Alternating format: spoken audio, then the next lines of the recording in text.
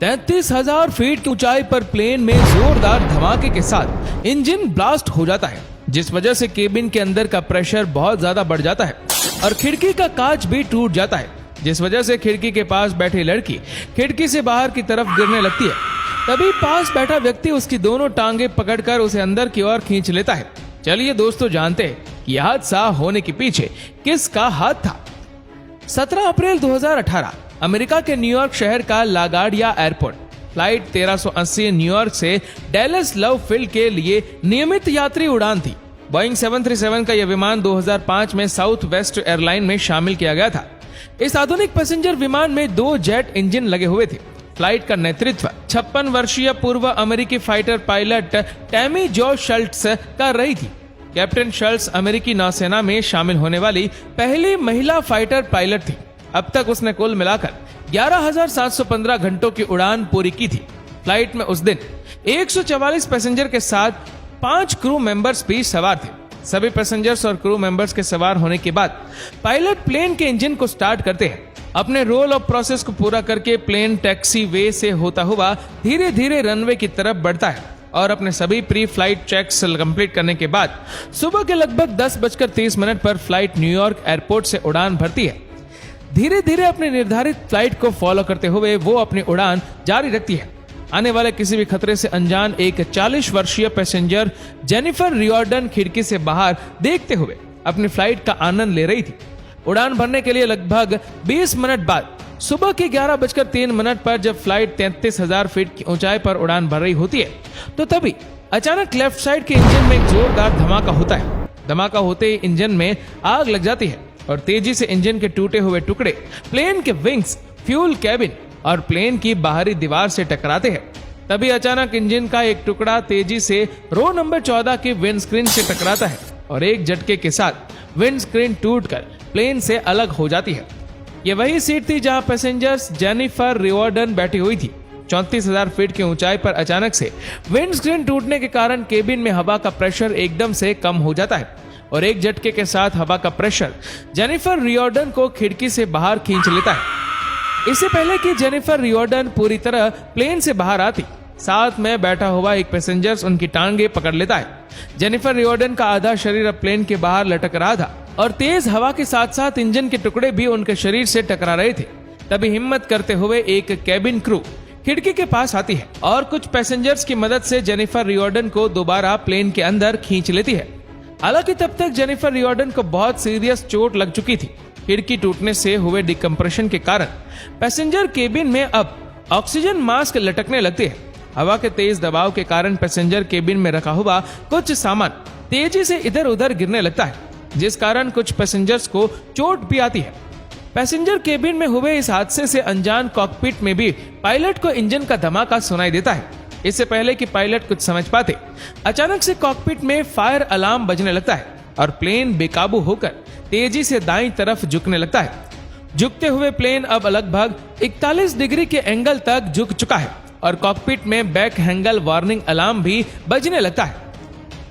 अपने आप को संभालते हुए पायलट तुरंत ही ऑटो पायलट को स्विच ऑफ करके प्लेन को लेवल करते हुए प्लेन को सीधा करने की कोशिश करते हैं। काफी कोशिश करने के बाद आखिरकार पायलट प्लेन को कंट्रोल करके उसे सीधा करते हैं। तभी अचानक कॉकपिट में एल्टीट्यूड वार्निंग अलार्म बजने लगता है। पहले से ही बड़ी मुश्किल से प्लेन को कंट्रोल करते हुए पायलट के सामने ये एक नई मुसीबत आ जाती है। इस वार्निंग अलार्म को समझने की कोशिश करते हुए कैप्टन शल्ट्स का ध्यान इंस्ट्रूमेंट पैनल की तरफ जाता है। इंजन नंबर 1 पूरी तरह से अपनी पावर खो चुका था और इंजन का ऑयल प्रेशर भी 0 हो चुका था।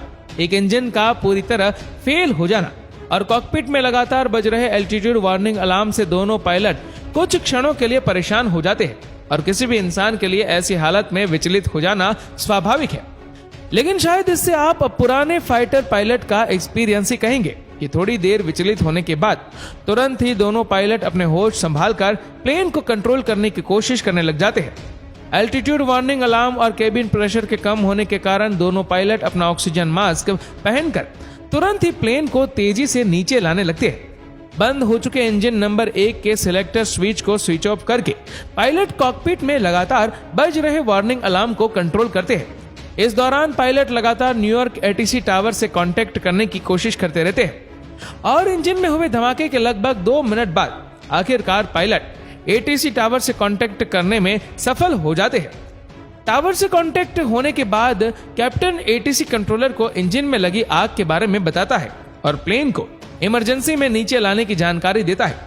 ये जानकारी मिलने के बाद एटीसी कंट्रोलर दोबारा कैप्टन से पूछता है कि क्या आप अपने प्लेन को नीचे ला रहे, जिसके बाद कप्तान फिर से एटीसी कंट्रोलर को कंफर्म करता है कि प्लेन के इंजन में आग लग चुकी है और वो प्लेन को नीचे ला रहे। इंजन में आग लगने की जानकारी कंफर्म होने के बाद एटीसी कंट्रोलर कैप्टन से पूछते हैं कि आप इमरजेंसी में किस एयरपोर्ट पर लैंड करना चाहते हैं, जिसके बाद कप्तान एटीसी कंट्रोलर को फिलाडेल्फिया एयरपोर्ट पर इमरजेंसी लैंडिंग करने की जानकारी देता है। इसके बाद कैप्टन फिलाडेल्फिया एटीसी टावर से कांटेक्ट करता है और उन्हें प्लेन में आई मुसीबत की जानकारी देने के बाद फिलाडेल्फिया एयरपोर्ट पर इमरजेंसी लैंडिंग करने की इजाजत मांगता है। एटीसी कंट्रोलर और कैप्टन को इमरजेंसी लैंडिंग करने की इजाजत देते हुए हेडिंग 250 डायरेक्शन में मुड़ने को कहता है ताकि प्लेन बिना कोई समय गवाए सीधा एयरपोर्ट पर लैंड कर सके। अब तक कैप्टन और फर्स्ट ऑफिसर भी ये जान चुके थे कि इंजन में आग नहीं लगी है, बल्कि वो ब्लास्ट हुआ है। कैप्टन फर्स्ट ऑफिसर से पूछते हैं कि क्या वो प्लेन को पूरी तरह से कंट्रोल कर पा रहे, और जवाब में फर्स्ट ऑफिसर कैप्टन को कंफर्म करता है कि प्लेन अभी भी पूरी तरह से उनके कंट्रोल में है। कैप्टन शर्ट्स अब पैसेंजर केबिन में अनाउंसमेंट करती है कि वो फिलाडेल्फिया एयरपोर्ट पर इमरजेंसी लैंडिंग करने जा रहे। साथ ही साथ वह पैसेंजर से शांति और हिम्मत बनाए रखने की अपील करती है। फिलाडेल्फिया एटीसी टावर की इंस्ट्रक्शन को फॉलो करते हुए फ्लाइट 1380 धीरे धीरे एयरपोर्ट की ओर बढ़ती है। फिलाडेल्फिया एटीसी कंट्रोलर पायलट से दोबारा पूछते हैं कि क्या प्लेन के इंजन में अभी भी आग लगी है। जवाब में कैप्टन शर्ट्स एटीसी को बताती है कि प्लेन के इंजन में आग नहीं लगी है, लेकिन वो इंजन काम नहीं कर रहा है। कैप्टन एटीसी कंट्रोलर को एयरपोर्ट पर इमरजेंसी और फायर सर्विस को तैयार रखने के लिए कहती है। अपनी हिम्मत और सूझबूझ से पायलट एक इंजन की मदद से प्लेन को कंट्रोल करते हुए धीरे धीरे एयरपोर्ट की तरफ जाने लगते हैं।